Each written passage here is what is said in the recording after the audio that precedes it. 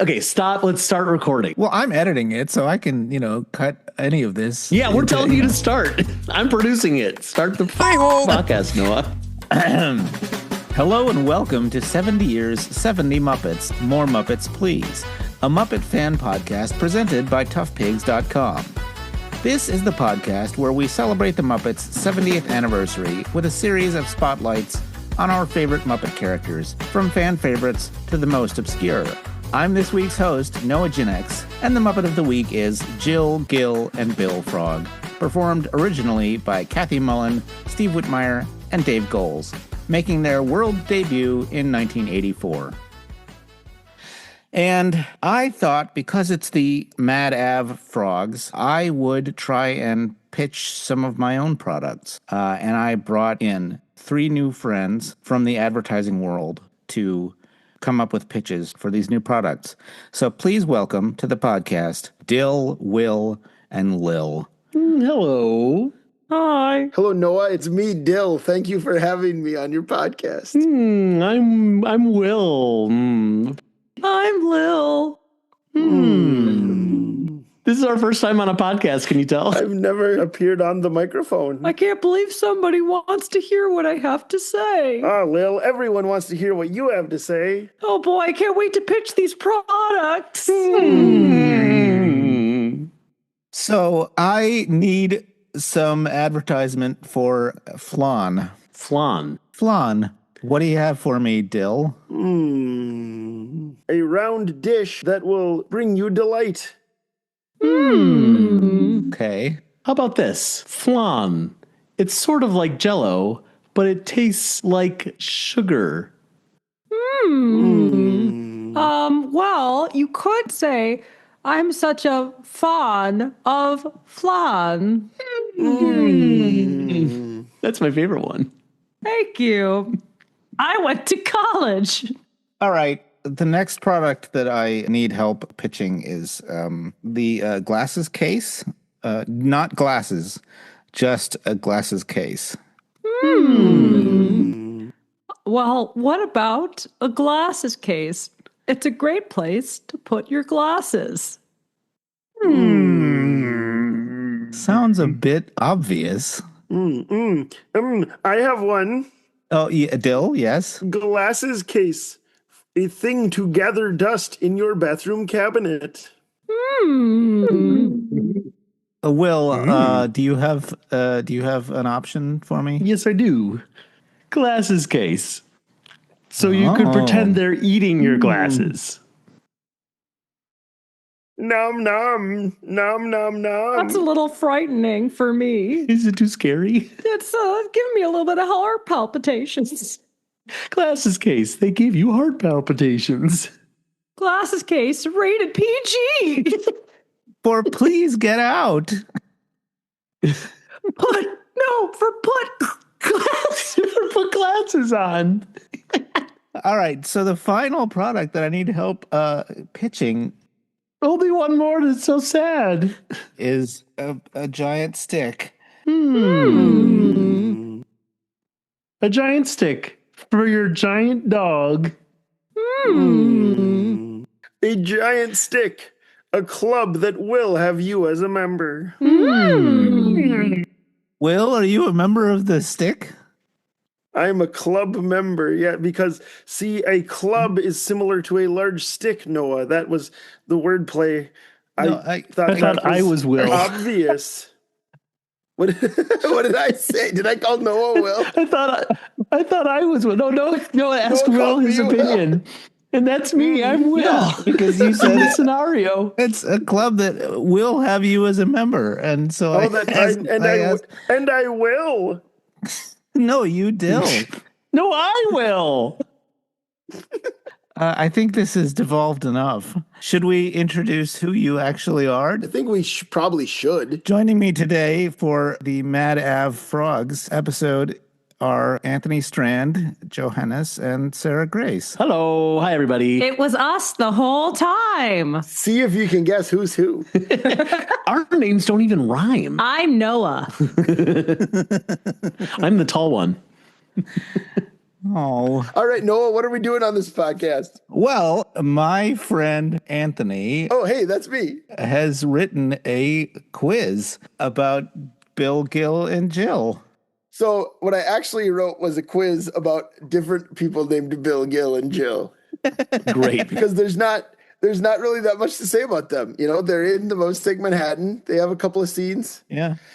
So I wrote a quiz about some other, and this is inspired by Joe's great quiz about Link when we did the Link Hogthrob episode together. Yeah, go back on this channel and way back to our Link Hogthrob episode. Neil Heurig. And it was really just me asking questions about things that sound like Link or have the word Link in them, but not actually about Link Hogthrob. Wow. Yeah, it was good stuff. Yeah. So this one is about different people named Bill, Gil, and Jill, and I have 4 rounds. It's only 3 questions each round. It won't take that long. So is this me versus Joe, or is this everybody? I think it's us against the listeners. Anybody can buzz in. If you're listening to this, buzz in. I don't know, man. Let's just say answers. All right. Round number 1, actors. Question number 1. This Bill memorably said, "Game over, man. Game over," in both Aliens and Spy Kids 3D. Who is Bill Paxton? Ding, ding, ding, ding. Correct. Nailed it. Question number 2. This Gil played Buck Rogers on a moderately successful TV series in the late 1970s. Gil Gilliamson. No, it is Gil Gerard, of course. The great famous actor. Not Gil a lot of famous Gerard. Gils out there. No. Number 3, speaking of the late 70s, this Jill received 2 consecutive Oscar nominations for An Unmarried Woman and Starting Over. Oh. Jill Clayburgh. Jill Correct. Clayburgh. Joe Clayburgh. Correct. Gotta be faster, Noah. You can't dawdle. All right. So, round 2, musicians. This Jill's debut album featuring A Long Walk and Love Rain is a question. Who is Jill blank? Words and Sounds Volume 1. Scott. Who is Jill Scott? Ding, Who ding, is ding, Jill Scott? ding. Correct. Great All Scott. She's great. Great Scott. She is great. Number She 5. just did a Tiny Desk concert. Yeah, she did, and it ruled. It was awesome. Yeah. Number 5. This Gil is a country singer married to Christian songstress Amy Grant. He also sang a duet with Kermit on Kermit Unpigged. Oh. Who is Vince Gill? Ding, ding, ding, ding. Vince Gill, correct. Oh. There aren't that many people Who whose is first Vince names Gill? are Gil. And then Gil Gilliamson. Gil, I already yeah, it told was you. Gil Gilliamson. And finally, for musicians, number 6, this Bill was the drummer for REM and the first person to leave the band. Ooh. Bill Berry? Is that his name? Bill Ding, ding, Berry, ding, that's his ding. name. Yeah. Woo, woof. I was an You REM guys fan are back in doing the day. so well. By the way, there's no points because you're all a team. I forgot to say that. Aw, that's nice. Against the world. It's nice, Yep. though. And then next one, round 3, songs. These are songs that feature one of these names. In this 1969 hit for the Fifth Dimension, the singer pleads, "Come on and marry me, Bill." What is the title of that song? Wedding Bell Blues, baby. Ding, ding, ding. Correct. Sure is. Did you know that? I did know that. I knew, but I knew you knew that. So, Oh, thanks. I wanted you to have it. All right. Number 8, Everybody Loves Jill is the name of a song by this New Orleans-based band. Who is Harry Shearer? Nope. Harry Shearer's not Harry Shearer from The Simpsons. Yeah, he's New Orleans based. The actor? No. Okay, the answer is Cowboy Mouth. Cowboy Mouth. One of my favorite bands. Yeah. And number 9, Carole King's "Where You Lead" is the theme song for this show. The Gilmore Girls. Ding, ding, ding, ding. Yeah, yes. Gilmore Girls, yes. It's the Did only you know Gil. that, Joe? I did know that. I knew that answer, but you were so excited to answer. How rude would it have been? But did you know that Wedding Bell Blues is talked about in an episode of The Gilmore Girls? Yeah, it's Richard and Emily's song. That's correct. Well, she was like, "I wish your name had been Bill, so we could have used that song." And he goes, "Don't worry, Yeah. we'll use it anyway." And then they danced to it at their vow renewal. They did. No spoilers. They did. It was really cute. For a show I've never watched. Oh, Gilmore Girls rules. It's the greatest show ever made. Yeah. And then finally, round 4, other. Number 10. This Gil was the character. Wait, can I guess as at one of the answers before you ask the question? Yes. Yeah. Is the answer for Bill? Is it Bill Keane from Family Circus? No, it's Billy. Bill with one L. It's his son Billy. Oh, The character. It's just Billy. Okay. Yeah, Great. no, it's not. It's not though. This Gil was the character played by William Peterson on CSI for its first 8 seasons. The lead character on the show CSI. Gil what? Gilliamson. Hodges. Millions of people are shouting Gil Grissom at their phones right now. Oh, yeah. Yeah. Yep. You know, that shows number up 11. in crosswords a lot, like CSI Sure. character Blank Grissom, and that's why I should have known it. GIL. Yep. And number 11. This Jill was Bill Keane. First Lady of the United States. Biden. Ding, ding, Yes, ding, ding. correct. Dr. Biden. When did Dr. she Jill stop Biden, being correct. Dr. Biden? That's right. And finally, number 12. Dave Goles played Bill the Frog, but this Bill played Dave the Human on Jim Henson's Animal Show. Bill Beretta. Ding, ding, ding, It is ding. Bill Beretta, correct. I was going to guess Bill the Bubble Guy. Hey, you guys got it. You guys won. You guys win. Congrats. What do we win? What do we win? I'll figure something Ocean out. Breeze Soap. Yeah. Ocean Breeze Soap. That's correct. There's That like was the 7 correct different answer. versions of Ocean Breeze soap that would- actually exist. I know. Yeah, they like how stupid of the Muppets was it to not copyright that name? Yeah. They didn't trademark it. So now the Suave company can have a shampoo called right. Ocean Breeze Soap. Can I do a bonus one, or do you have more? Yeah, no, of course. This Gil commonly entered scenes on her show to a rousing chorus of "Oh, Britta's in this." Gillian Jacobs. Ding, ding, ding, ding. Yay! That was a great quiz. Thank you. Thank you, Yeah, Anthony. thank you. Wonderful. Thank you. Good job. Thank you. I like making up quizzes. Well, then you are a great teacher. What does that mean? Teachers always have to give quizzes, and if you enjoy That's true. making quizzes, then good career choice. Thank you. Thank you. That's true. Next I time you do. make a quiz, you should ask who is Gil Gilliamson and see what the kids say. Like, I don't remember this being in the reading. Just make it up.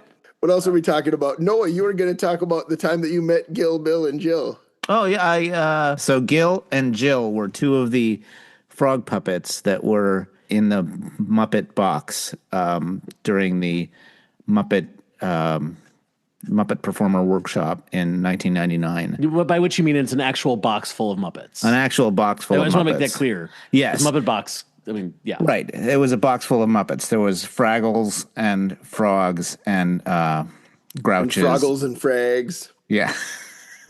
And 2 of the puppets in there were Jill and Gil from they weren't wearing any clothes, but they still had their wigs on, and they had labels inside of them that said MM3. So they had been made before the movie got named. You know why it said MM in there? Because they go, And there's 3 of them. So So these were the original yeah. puppets that you got to handle? Yeah, here I have. Gil looks great, actually. Sorry. He's very, he skipped arm day, but and that's Jill. That's Jill, yeah. And the one thing I noticed about them was that they were built so perfectly that just turning their arm rod just a teeny bit, like their whole hand just went, it was. Karen Prell once described Red Fraggle as being like a Stradivarius, of a puppet, and it's so true. The puppets are just built so extremely well. It was a joy to puppeteer them. That rules. Yeah, it was a great day, and the day was. So Kevin was running the workshop, and then his 3 assistants for the day were Steph, DeBruzzo, and Johnny Tartaglia and Rick Lyon. And so it was like, 5 years later or whatever, when Avenue Q came out, I was like, That's so cool. wait a minute. All three of these guys, I know them, You were like, I met those guys. Yeah, exactly. that's awesome. But yeah, so That's so that's cool that they let you like. well, they were just in the box. They were, they also had a bunch of Grouches that they had just finished shooting Elmo and Grouchland with. And actually, they didn't have enough puppets for the big end scene. And so Kevin tossed Elmo to one of the puppeteers. And so, like, in this big group shot at the end of a bunch of puppets going back and forth, Elmo was in the back. And that was cool. And that's how someone gets chosen to be the next Elmo. Is someone tosses Tosses Elmo, and Elmo, then you get yeah. to be the That's next it, there Elmo. we go. that's right. Yeah, it's like the Santa Claus rules. If you kill Santa Claus, then you become Santa Claus. Right, yeah. If someone throws You Elmo killed and you my catch Santa it, you have Claus. to be the next. No. So Noah, I'm sorry, I'm not in the lore at all. So is this a workshop where you were doing this, or Yeah. was this shooting something? It was a workshop. It was Okay. when I was like 16, I had sent a video that I shot in my garage to the townhouse, or, I think that's the address I had. But they sent me a little card on like Kermit the Frog postcard that said, "We got your video. We get so many of these. We may not call you for a while," or whatever. And so I was like, okay, fine. And then I didn't think about it. And then 3 years later, they sent me a letter that said, "We're having a workshop in 5 weeks in New York. If you're here, please come to this workshop." And If so you're here, yeah, if I'm you're walking here, now. yeah, like we can't pay you pay for your way, or for you to stay anywhere. But luckily, my dad had like plane tickets from a job or something, and I had friends at NYU, and so I dropped everything and Nice. just ran to New York. And I didn't know anybody, what you do. at the workshop, but it was the most surreal fever dream, because it was this building that I had seen, 100 times, like going up the spiral staircase with the balloon, yeah. the balloon race, and like the workshop took place in the media library, where like the entire like cataloged history of the Muppets was on the wall in these 3/4 inch tapes, and like the Dark Crystal chair was in the corner, and like the Kermit, the Blue Boy painting was up on the wall, and like And what year was this? 1999, Cool.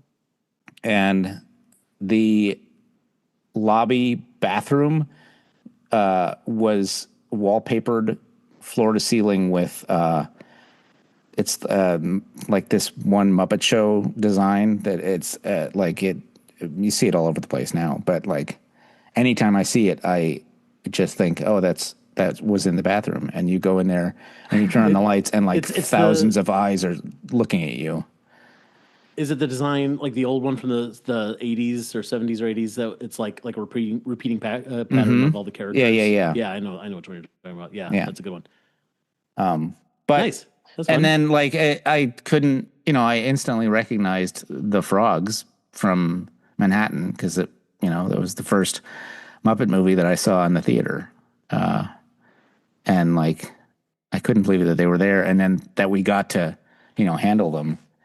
Like, That's love that. crazy to me. I also I That's love imagining you picking up Bill, or was it Gil, Yeah. and Jill, and saying, "I can't believe you're here." That's after all awesome, though. these That's years. yeah, that's really amazing. I was in LA once, and I went to I got to visit the one of the LA workshops, and I remember we were there and we were getting a little tour and all that, and it was very cool. And it's like a lot of the more recent stuff. It's like where they shot the reality show, the Creature Shot Challenge, and we weren't expecting to really see anything like super old there, but we did have like a secret strategy of like like we want to touch something that Jim Henson touched. Like there's got to be something. And so this was around the time that they were doing Turkey Hollow, and so I was there with you were there with me. Yeah. Yes, I know that. And they had the original Turkey Hollow puppets there Oh, on wow. display, and we kind of just like slightly when no one was looking, slightly like boop.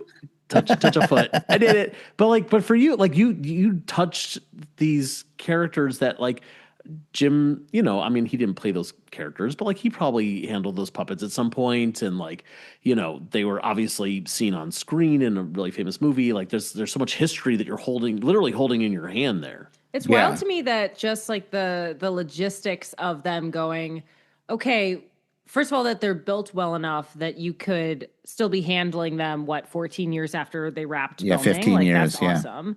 Yeah.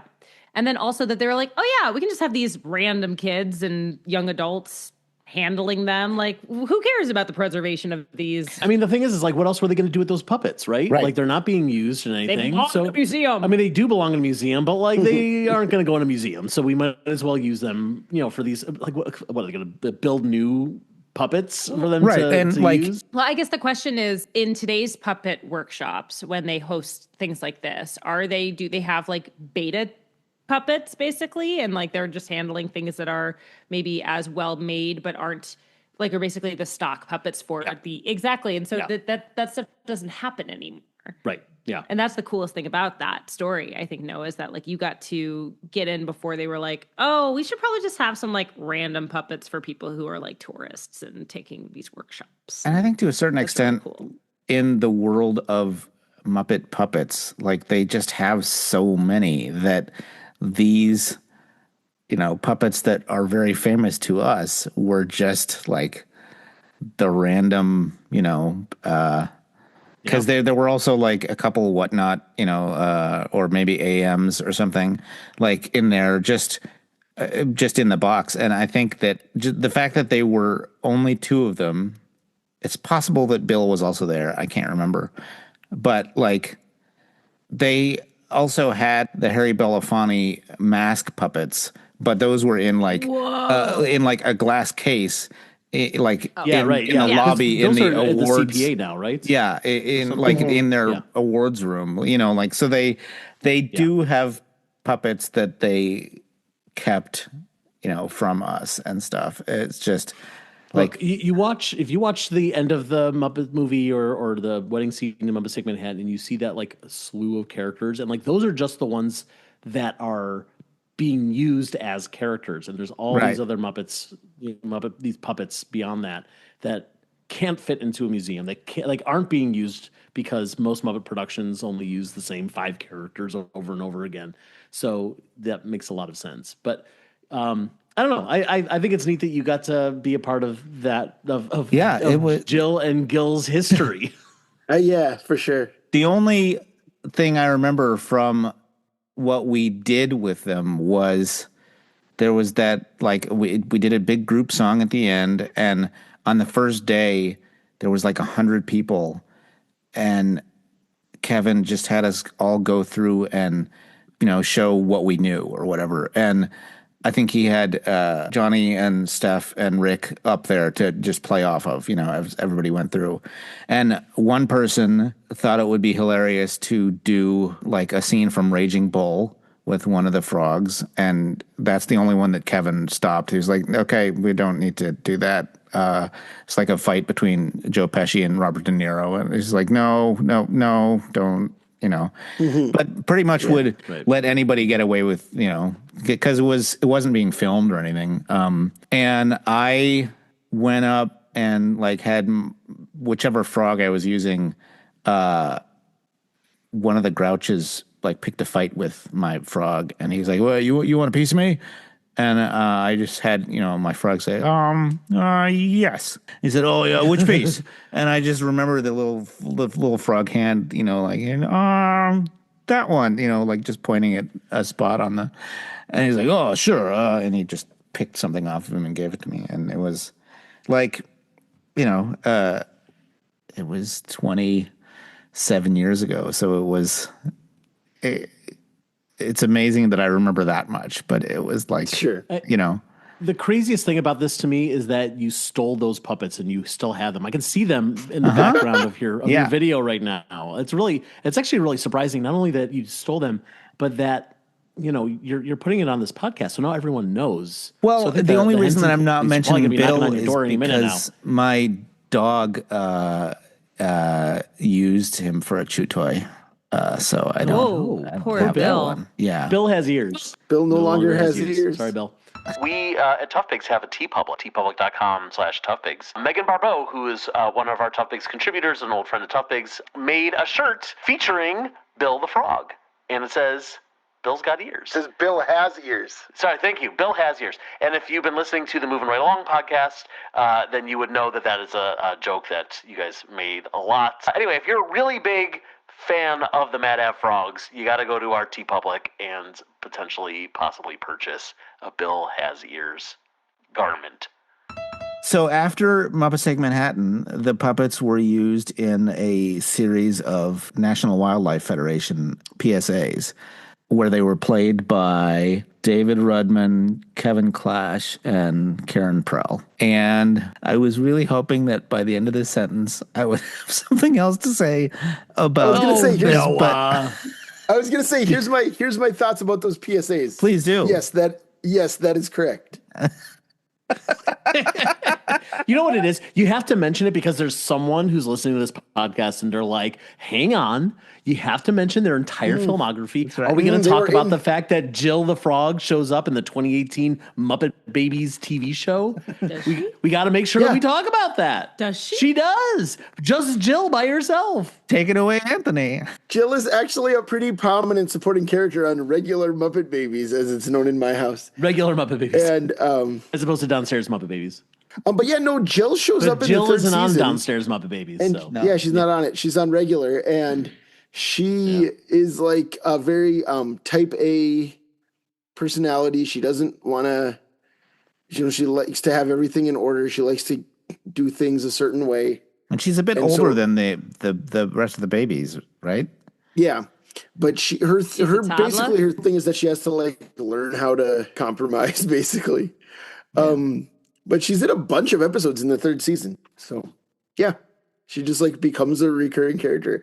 It's her most high profile role since the Muppets Take Manhattan.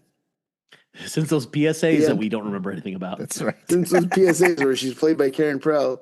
Yeah, I was watching the scenes from Muppets Take Manhattan today, and there's a couple other products like in posters around, like in the hallway and in the office and stuff, but they don't ever talk about any of them, like because they're so focused on Ocean Breeze so that they don't like. Well, obviously they're not good at their jobs, like they start out and they're like, oh man, we're so bad at this. We need some guy off the street with a straw hat to tell us what to do.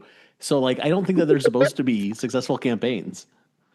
We need some guy off the street in a straw hat to tell us what to do. That's literally what happens in the movie. He just wanders up with a straw hat and a baby blue suit. And he's like, Mom, I'm looking for something else. And they're like, no, just 70 Years, 70 Muppets, More Muppets Please is a Muppet fan podcast presented by toughpigs.com. Hosted by a myriad of people and edited by them as well. Produced by Joe Hennis. The Muppets 70 logo is used with permission by the Muppet Studio, with thanks to Danny Iglesias, Frank Reifschneider, and Lee Slaughter. Don't forget to follow toughpigs.com on all social media platforms, and you can support us by heading to patreon.com/toughpigs or by buying merchandise at tpublic.com/toughpigs.